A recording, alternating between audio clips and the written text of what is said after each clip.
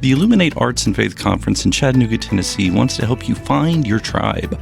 Do you get way too excited about quoting Wendell Berry or C.S. Lewis in conversations with coworkers? Does your Spotify playlist include hymns, a little jazz, and a whole lot of Andrew Peterson?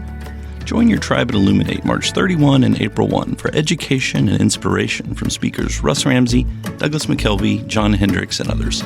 Find a complete list of session topics and ticket information at southern.edu/illuminate. In 2024, I set out to meet as many poets as I could and spend an hour with each one. I got more than I bargained for, more insight, more clarity, more hope. It's proved to be one of the richest highlights of my life. 17 writers, 17 deeply human conversations that made me sit up and pay attention. Franz Kafka once said, if the book we're reading doesn't wake us up with a blow to the head, what are we reading for? A book must be the axe for the frozen sea within us. And that's what I hope this new book will do. I hope it wakes us up, my friends.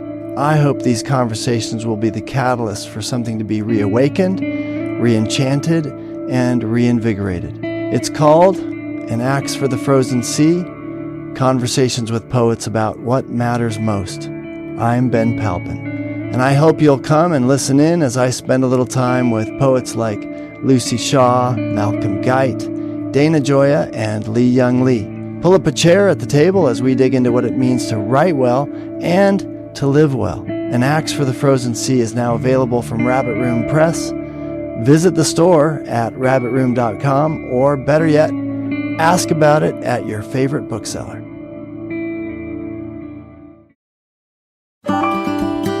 It's in those most distressed places that so much of the magic emerges. It's like all of fallen life is, can be stewarded into a birthing process of some sort. And that's the cost, I guess, of a kind of creativity that really brings meaning into the world.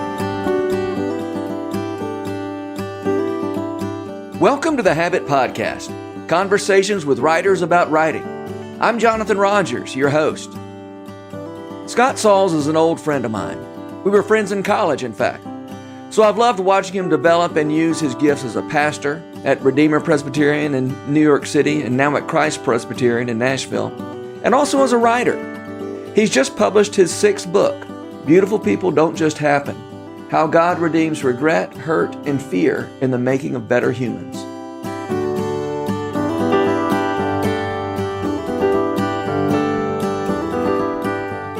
Scott Sauls, I'm so happy to have you back on the Habit Podcast. Hey, Jonathan. Good to see you. Good to be with you. So you have another book, but this is your 6th book, I think. Is that right? 6th book? It is, yes. Beautiful People Don't Just Happen is this book. Mm-hmm. And tell me where that title comes from. Well, it's a God book, like all my books try to be. And the subtitle actually tells more of the story of where the book is trying to take people. And that is how God redeems regret, hurt, and fear in the making of better humans. And it's pulled off of the title which I love the title. It didn't come out of my brain. It came from a quote from Elizabeth Kubler-Ross, who's a grief expert.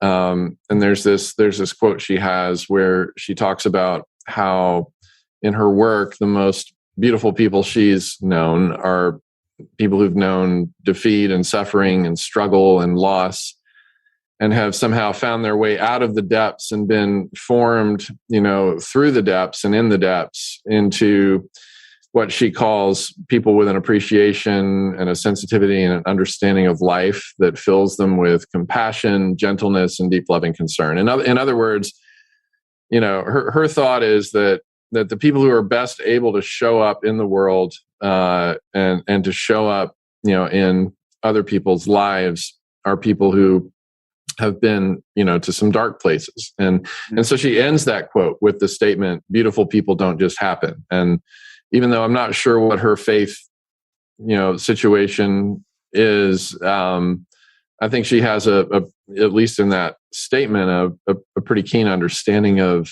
how pain points that we all experience, whether it's regret, through, experiences with guilt and shame, things we wish we could go back and reverse, or just, the hurt that we experience living in a fallen world, the pain we bring on ourselves through regrettable decisions, the pain brought onto us by other people, and just the fear that we live with, which is just a constant theme in Scripture, as well, of just living in fear is such a hindrance to flourishing, it seems. And so she seems to really touch on that those experiences actually can form us into more resilient, life-giving types of people. They can also form us into more cynical people. It just depends on, what kind of response mechanism our hearts, our hearts are operating out of, with those different pain points. But,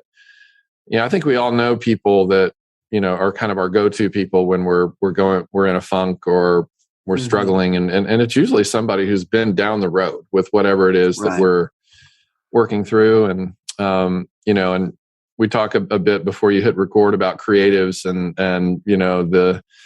the contribution of the creative process to the world. And I think creativity in all of its forms, is a wonderful empathetic tool and resource to help people not feel alone, and to demonstrate that there's hope. I mean, we could go on and on about all the different artists who produce their greatest works, while they were also contemplating suicide, or were feeling incredibly lonely or having an Ecclesiastes kind of experience. And so there's just something about pain that, and this isn't necessarily a book about suffering per se, but it's more about formation and how we become what God intends for us to become. And that's more and more, beatitude-like people and fruit-bearing types of people in the Galatians 5 sense of the word. Yeah. You talk about the idea that early in the book, you mentioned a time that your professor, Jaron Bars, taught you about in times of suffering, it's really important that you talk to yourself more than you listen to yourself. That there, as we remind ourselves of what's true and good and beautiful, that can start to drown out the voices of fear and shame and those kinds of things. And then later in the book, when you're talking about the hymns that mean the most to some of the hymns that mean the most to people, these are hymns that were written by people suffering, speaking the truth to themselves. Yeah. That now we repeat to ourselves. That's right. That's right.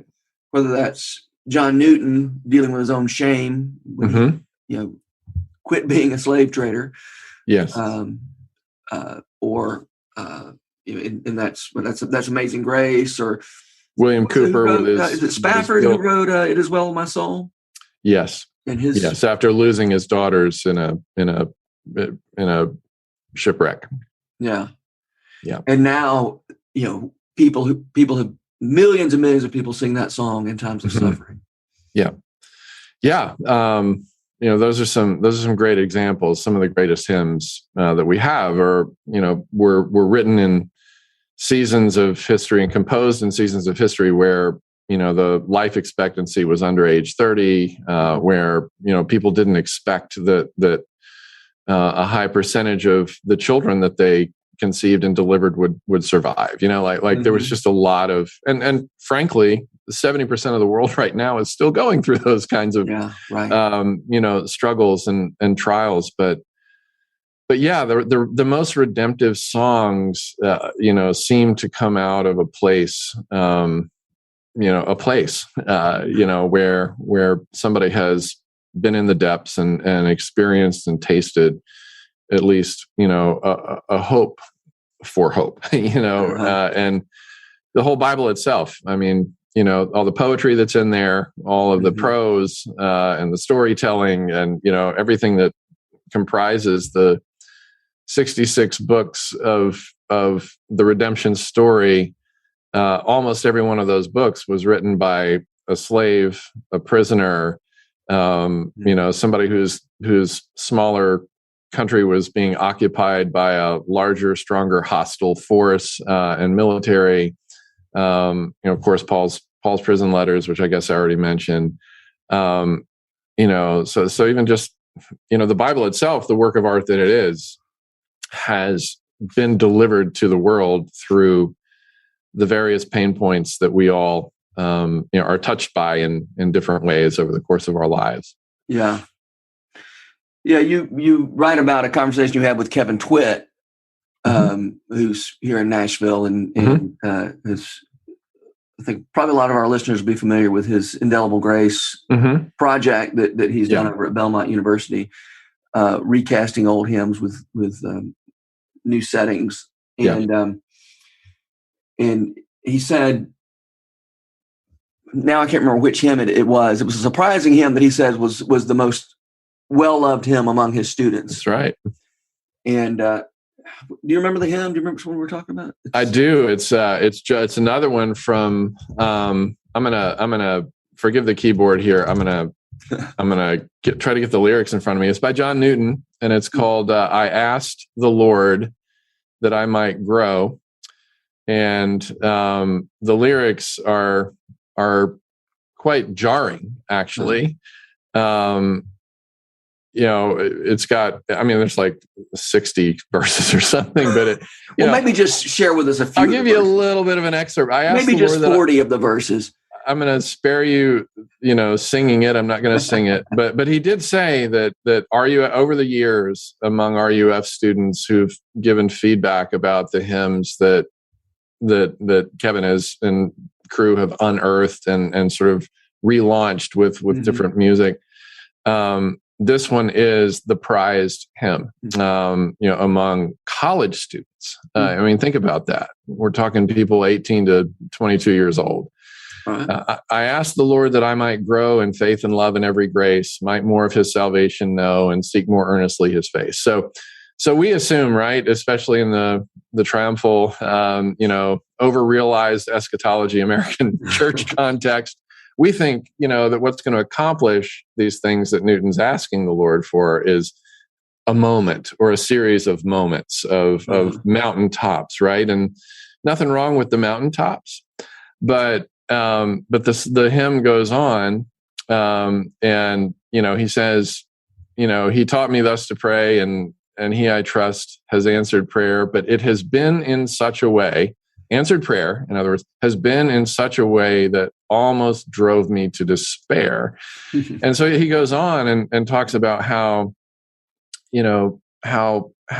central to our formation and experience of the salvation and redemption of Christ, how essential things like, the angry powers of hell assaulting our souls in every part. That's another excerpt. Or how God seemed intent to aggravate my woe. And he crossed all the fair designs I schemed and blasted my gourds and laid me low. College kids love this stuff, huh? So, yeah, they do. But here's the punchline. Lord, why is this? I trembling cried. Wilt thou pursue thy worm to death? It is in this way, the Lord replied. I answer prayer for grace and faith. And then he goes on, these inward trials I employ from self and pride to set you free and break your schemes of earthly joy that you may find your all in me. And yeah, it doesn't jive well with any kind of triumphalistic way of looking at life. But I think the reason why young people appreciate it is they're so hungry for something real and honest. And that's one of Kevin's, core values is let's give God's people honest songs to sing. Like the Psalms. The full range of human experience from joy to sorrow and everything in between is there robustly in the book that God's given us to teach us how to pray and how to pray well. But I think it's the honesty of a song like that, Kevin can speak for himself, but in my experience, the people I've talked to, it's the honesty of that song And also the hope that it brings, that, wait a minute, this song is also saying that, the very worst seasons and episodes and experiences of life, the hand of God is there on those experiences as well. And, I give a little analogy or metaphor of banana bread, in the book, about how, the most important ingredient in banana bread is a rotten banana. And it's essential to a great banana bread is the banana's rotten. And in like fashion, the whole Romans 8:28 thing, if we really lean into it, not look at it as a cliche or a band-aid to put over people's suffering to end the conversation, but instead to think about it as a way of looking at life, that God takes all the ingredients of our lives, the good and the rotten, and he works it all together somehow, in the same way that a baker works all the ingredients together in a mixing bowl and turn the heat up, and out comes glory, and I think that's the pattern of the universe. I mean, just, the life, death, burial, and resurrection of Jesus, it's the way the universe works. All creation groans, waiting in eager expectation for the freedom of the glory of the children of God to be revealed. And so I don't know, it's kind of counterintuitive, especially when you're used to being comfortable and used to expecting comfort as the norm. The imagination has to be stirred somehow to get into the headspace of God on these things. Yeah. You're a pastor as well as a writer, or I've been accused of both. Yes. Yeah. I shouldn't say you're a pastor as well as being a writer. Really, you're a pastor and you also write a bunch of books. And you say at one point, people don't want to be pastored, taught, or led by a damaged person, or do they? That's right. I mean, our assumption is that people don't want us to bring this kind of brokenness, but as it turns out, people do. People do. Although some don't. People do. I mean, it's probably. I suspect it's been your experience that some people don't want that from their pastor. And yeah. The overwhelming norm in my experience, and maybe I have a unique experience, but the overwhelming norm in my experience is that people not only appreciate but need the kind of ministry that even the Apostle Paul offers to us. Right before we get Romans 8, we have Romans 7, where he talks about his own envy and coveting and wretched man that I am, right? He's having this personal crisis that he shares with the whole universe. And then we get Romans 8. There's no condemnation and there's no separation. And all of this will be healed. And, to quote your personal friend Tolkien, everything sad will come untrue. But you've got to, who is it? I can't, maybe it was Russ Ramsey, who said, it was Russ Ramsey who said, lament is a necessary skill in the art of rejoicing. In other words, we can only experience joy to the degree that we've experienced the antithesis of joy, which is sorrow or pain or regret or hurt or whatever. Again, Lewis, another personal friend of yours, heaven will work backwards and turn even agony into a glory. It's this whole notion of like having a nightmare and you lose your entire family in the dream, and then you wake up and there's your family and your love for your family, your appreciation and gratitude for your family is much more today than it was yesterday because of the experience of having lost them in your nightmare. And again, I think that's how the redemption story is unfolding. We're not at the wake up phase yet, right? Which is why all these chapters, except the last one, are called prologues instead of chapters. I like that. The 15 prologues and then the one and only chapter. That's right. Which will let readers discover that, what that's all about for themselves. And, an image that I found especially striking, and I think you may have been citing someone else, but the idea that broken trees produce fruit too? Yeah. That's Rick Warren after he and Kay lost their son to suicide. He had borderline personality disorder, and was a mental health sufferer or mental health struggler, and so that quote from Rick Warren, as well as the ministry that they now do among in the space of mental health, emerged from that experience. Well, I thought about when Jesus talks about you're going to have to help me here. The kind of whatever kind of tree you've got, a apple tree produces apples, and a pear tree produces pears. I don't know why I'm having a hard time actually quoting the actual what Jesus said, but that's close. That's the idea that a tree produces what it produces. That's right. But that doesn't mean a broken tree produces broken fruit. That's right. I mean, a broken apple tree produces apples. Produces apples, just like a fully put together tree. That's a brilliant insight. Well, man, run with that.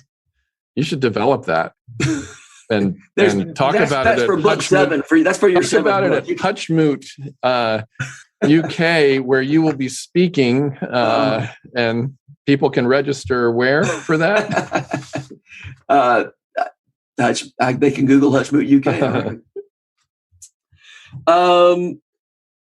Okay, so here's something I want to hear you talk about, Scott. You mentioned that you're addicted to approval. And I think that's not unusual for people to do creative work to be addicted to approval. Mm-hmm. And that's something that maybe motivates people to do creative work. And it's also a pretty major barrier to doing creative work. Yep. So when you talk about that, I mean, an addicted. I mean, how do you push through? I don't see how you, if you're addicted to approval, how do you push through and actually produce? Yeah, man. I mean, that's a subject we could use the rest of our time on. And by the way, I phrase that question as if I can't imagine being addicted to approval. I understand. I get it. And I'm interested to hear how you deal with that. Thank you. So the Bible frames it, in terms of the fear of man. Fear being what we ascribe the most weight to, in terms of what is going to have the most weighty impact on our state of being, our sense of meaning, our sense of being worthwhile in the world in which we live, and the approval of other people is an enormous distraction from where the weight is meant to be carried, and that's with the glory of God and all that goes with it, the love of God, the status of adoption, through Christ and all of that. But when we ascribe weight to the approval of man, it has all kinds of disastrous ripple effects, and it plays out everywhere, right? It's not just creatives; it's everyone on social media who checks their likes or checks their comments, and it's in all of us.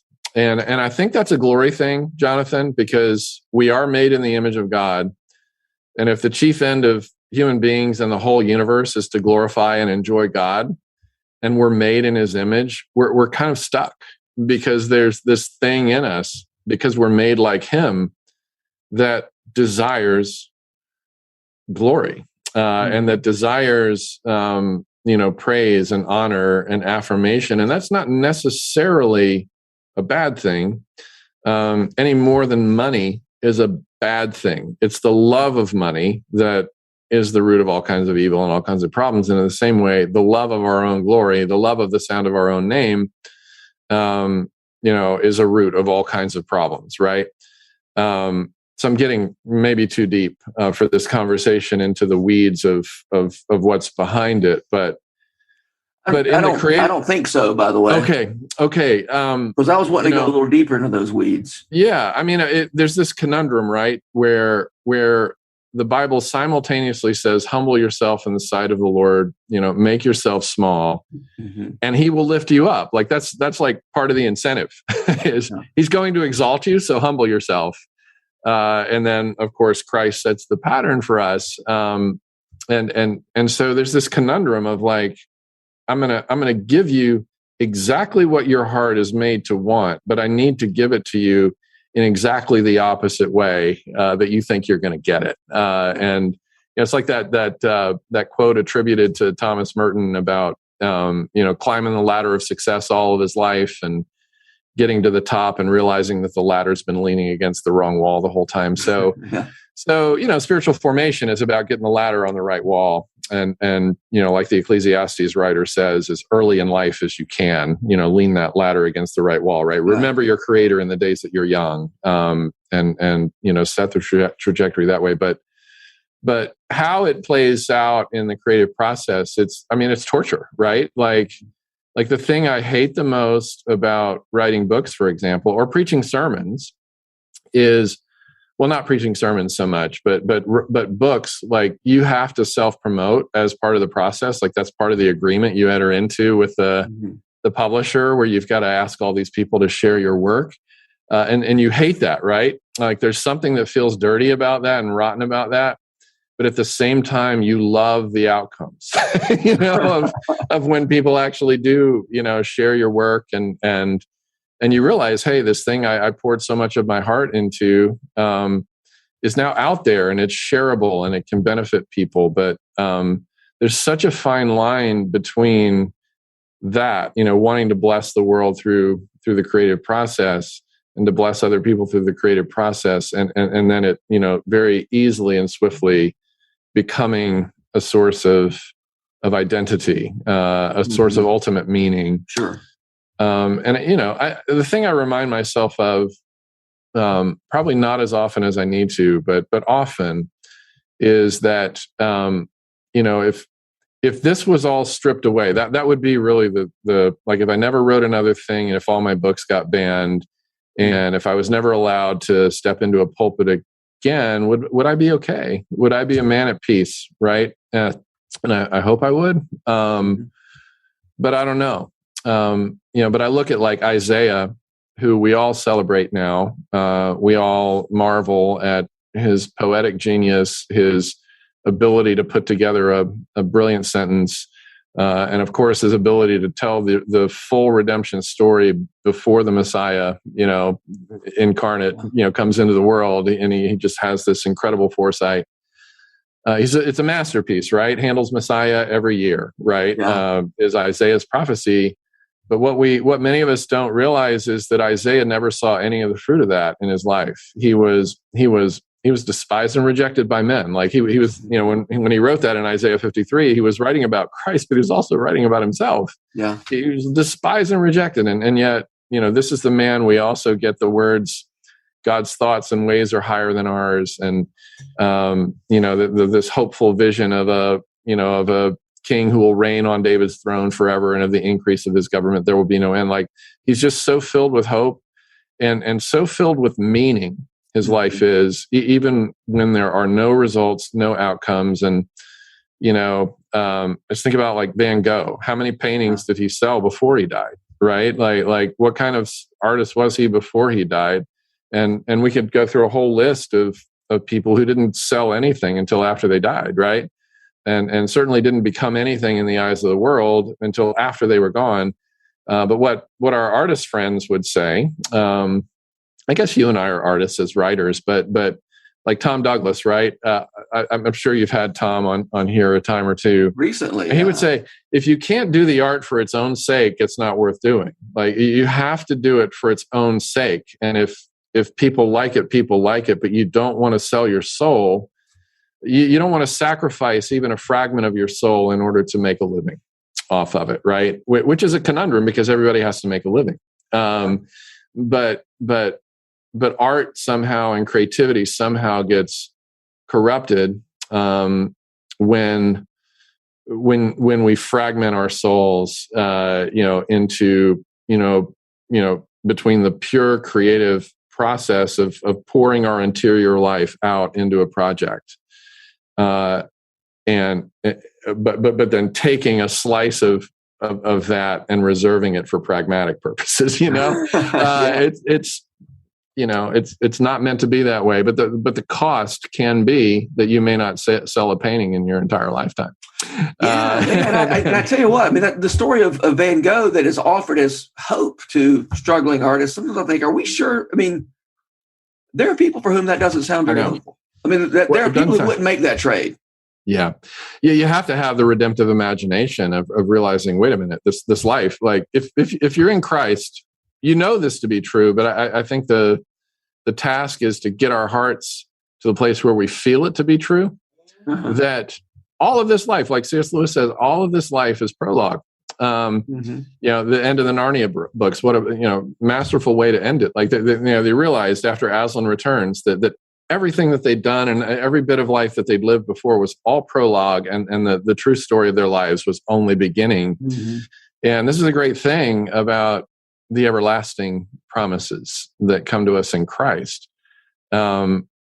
World without end. We sing it in our churches, world without end. And that's actually true. This no more death, mourning, crying, or pain vision that Revelation gives to us is our reality. And where Jesus says, I am making all things new there, the verb tense is continual, which means every day better than the day before. Every day we feel stronger and younger instead of weaker and older, forever and ever and ever. So I think I talk at one point in the book about how every believer's long-term worst case scenario is ever ascending, ever improving resurrection and everlasting life. And so if we can live in that perspective, it puts things in perspective. I mean, it's why women endure 9 months of sometimes real agony and would do it again and again and again, as your family would attest, because of what's on the other side.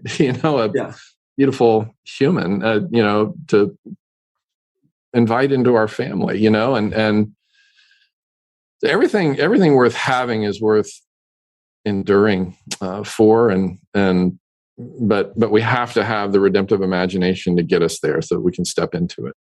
Yeah, I love that language of redemption, redemptive imagination. It's hard to see. It takes imagination to see what's realer than the things we see with our eyeballs. Mm-hmm. And the eyes of our heart, as Paul writes about, right? Yeah. Open the eyes of our heart that we may see.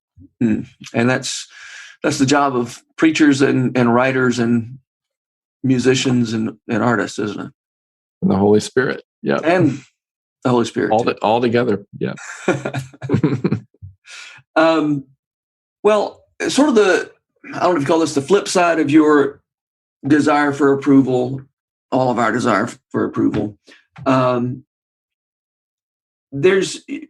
confess in this book that you often feel like in social gatherings, you feel like the most annoying person in the room. Yes.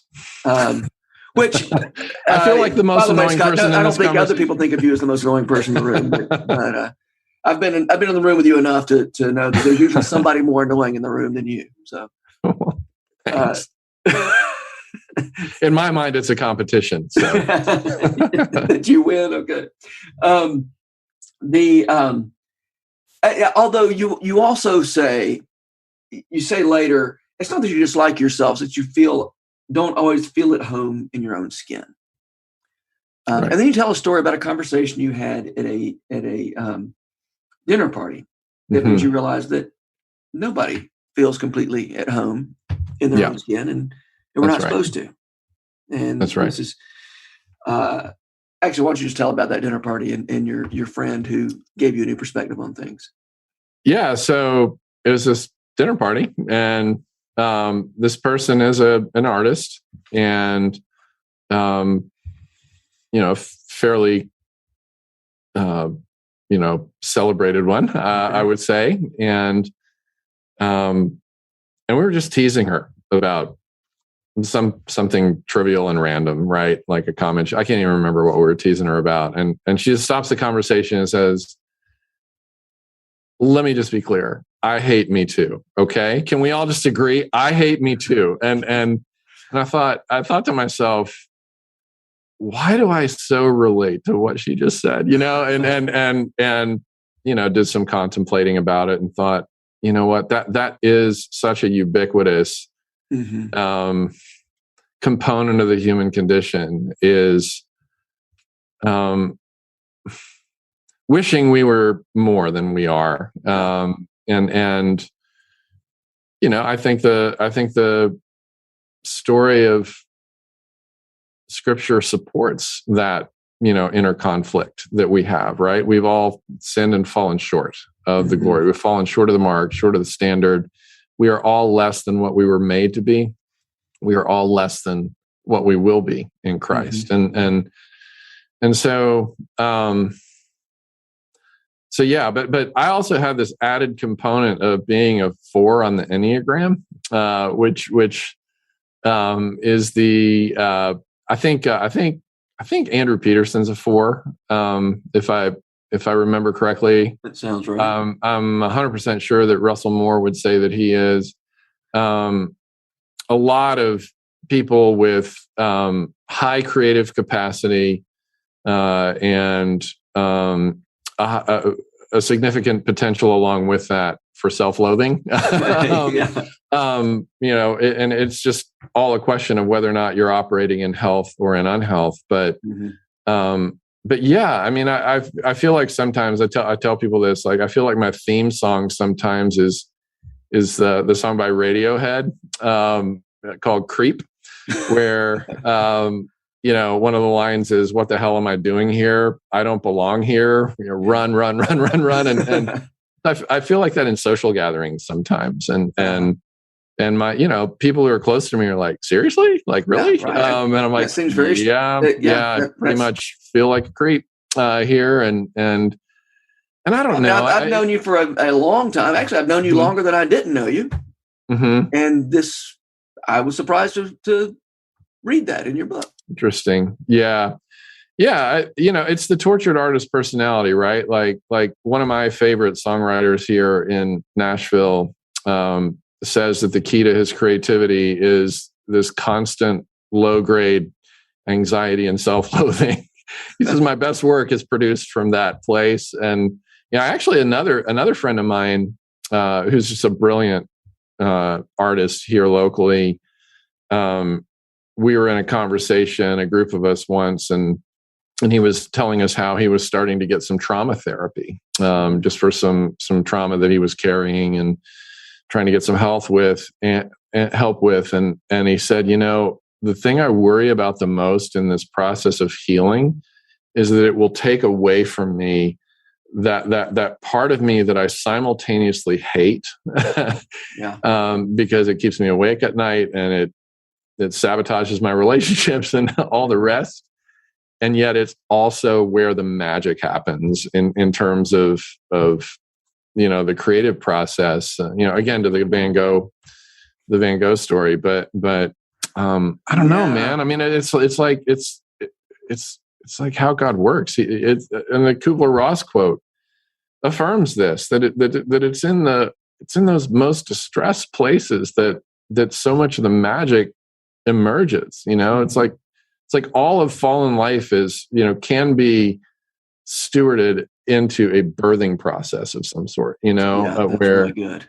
And that's the cost, I guess, of a kind of creativity that really brings meaning into the world, right? Like I think we can tell the difference between kind of superficial art that comes from a place where the creator probably hasn't lived a whole lot of life or suffered a whole lot of distress, and it falls flat. It's cute. It's cute, but it falls short of being beautiful, right?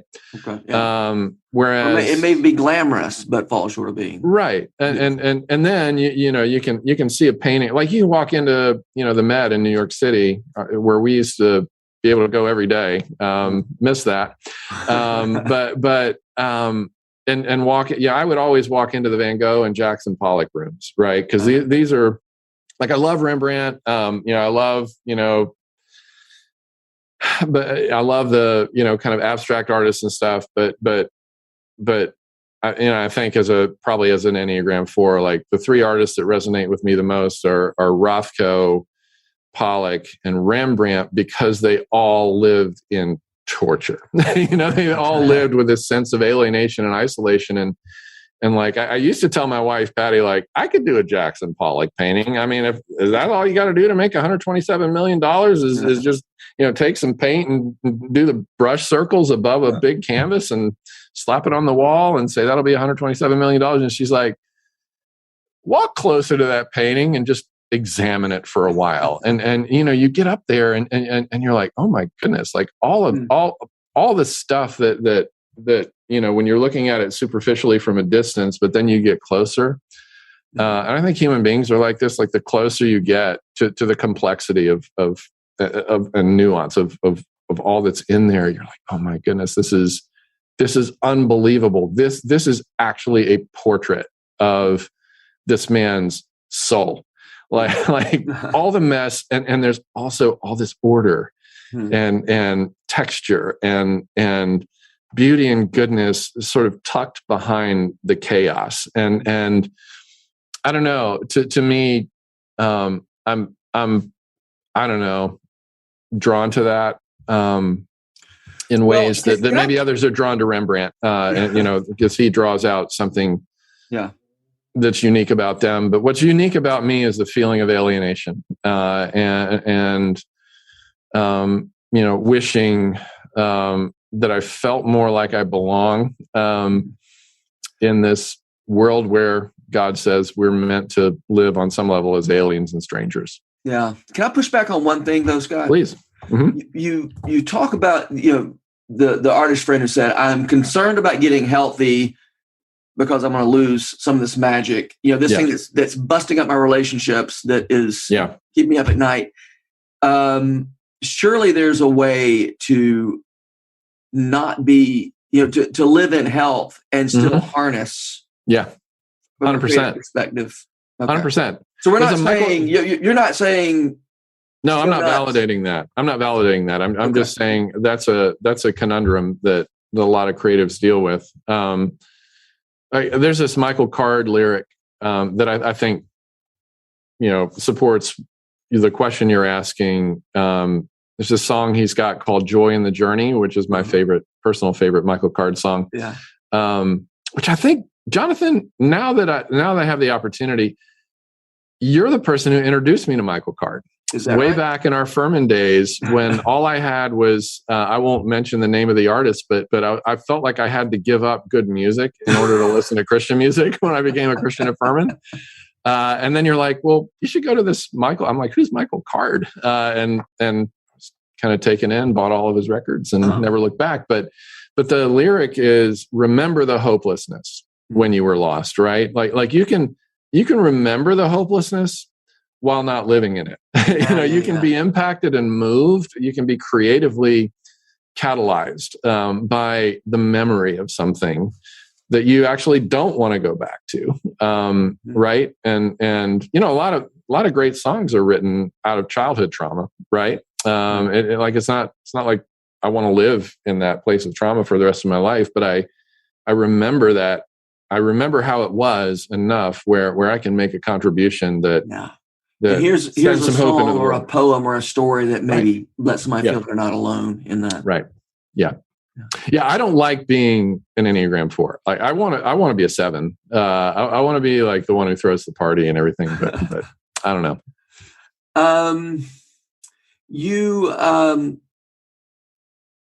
We need to start wrapping this thing up, but here's where I want to sort of start wrapping this up. You mentioned that you have realized that you're not called to be awesome. Isn't it obvious? No, because I think it seems to me you're pretty awesome. But how is that?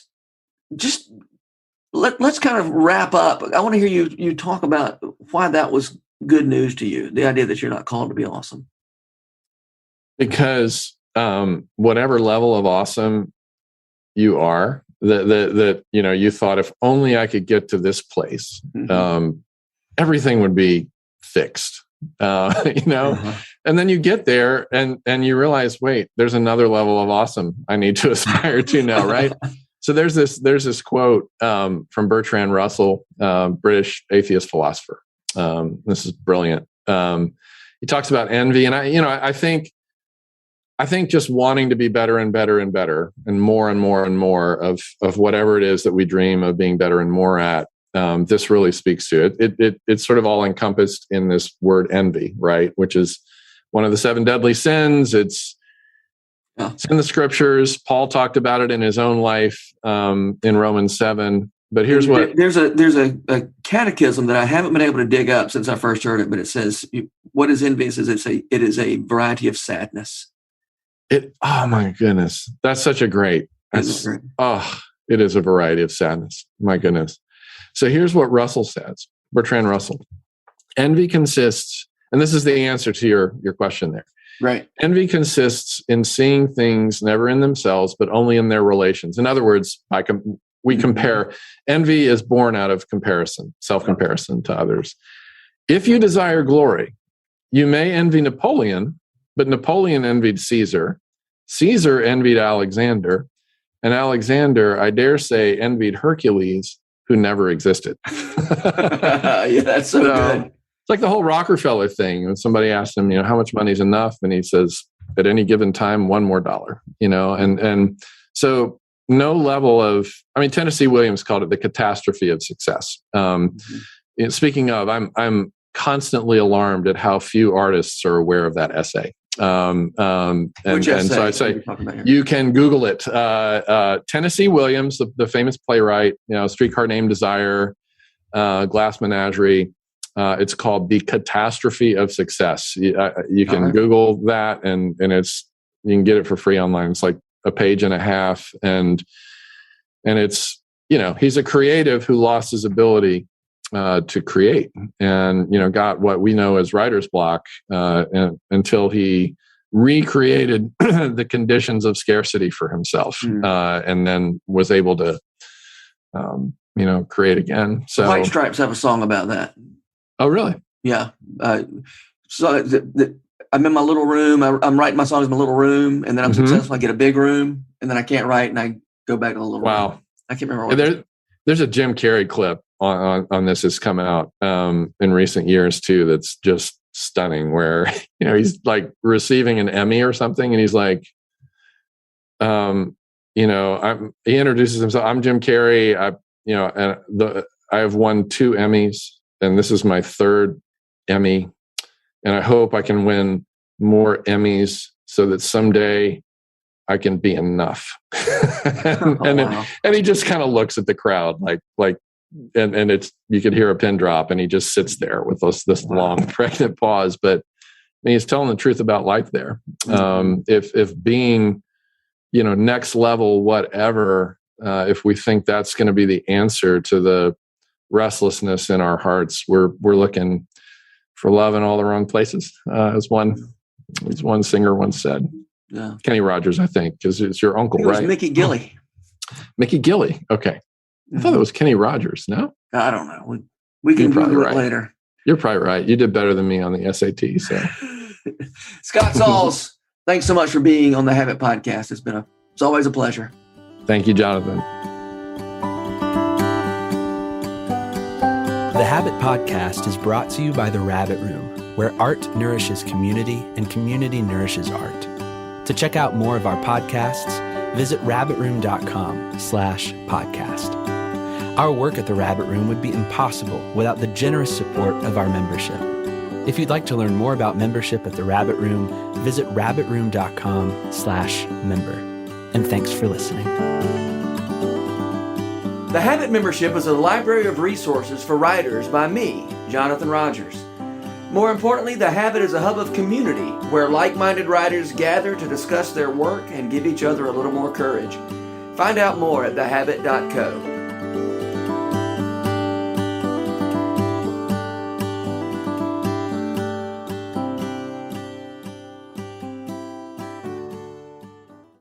If you've enjoyed this podcast episode, consider joining the Rabbit Room membership. Your membership helps sustain this community. funding everything from publishing and podcasts and theater productions to events and programs that support artists who create with a Christ-centered vision. We'd love to have you on board. Learn more at rabbitroom.com/member.